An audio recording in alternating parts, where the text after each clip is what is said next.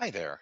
For today's video, we're going to show you how easy it is to create an account and launch an assessment. First, you're going to come into the login page like you would normally and type in your credentials.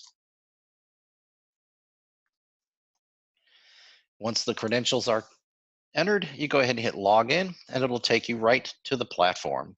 Here I'm going to, under the company tab, hit account profile. That way I can see it is my account. I am a demo MSP. I am in the technology industry. I have 1 to 100 users and I'm located in the United States.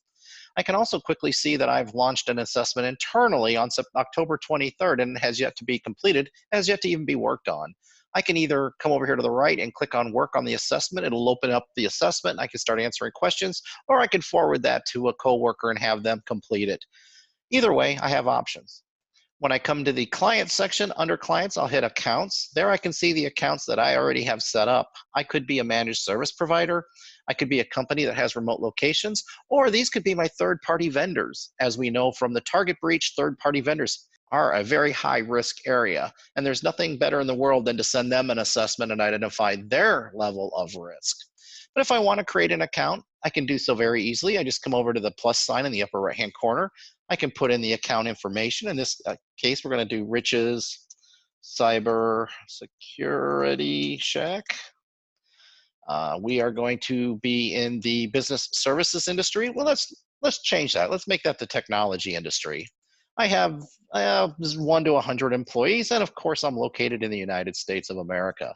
Then I'll hit next. Here is account information. It's going to want my name and my email, which has already been completed. I can go ahead and identify and review the information. Rich's Cybersecurity Shack, I'm an MSP. Here's my name and here's my information. I'll go ahead and create the account. And within seconds, Rich's Cybersecurity Shack is created. If I want to go ahead and edit the account, I can. If I want to delete the account, I can do that as well. Now I move up above to the assessment section, and I can see that there are quite a few assessments that already have been launched, but one in particular that has not, and it's here, Rich's Cybersecurity Shack. Has yet to be completed, has yet to even be worked on.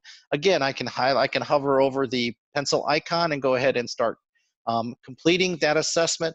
Or if I want to see what's happening with an assessment that's already been completed, like the very first one for Faulty Financial, I can come up to the top one. I can click on the dashboard icon in the right-hand corner, and I can see quickly and easily the heat map that identifies the risk areas, the highest risk areas to the right and the lowest to the left.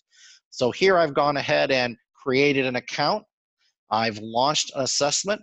I've had my end user, my remote site, or my third-party vendor complete it, and I can identify all those risks associated with their answers. I can identify them based on the 5 areas of NIST, which is the National Institute of Standards and Technology. I can also see my overall risk. As I scroll down a little bit on the heat map, I can see there are certain areas that I have ranked critically high in, and those are associated with the bubbles on the heat map. So for instance, if I click on that bubble, I can see that certainly all users are probably not being trained correctly, and that is a critical flaw. So I can identify the issue, I can identify the level of risk, and then I can also identify the question that was asked and the answers associated to that question that made it a high or critical risk area. And at this point, I can generate a report by hitting Get Full Report.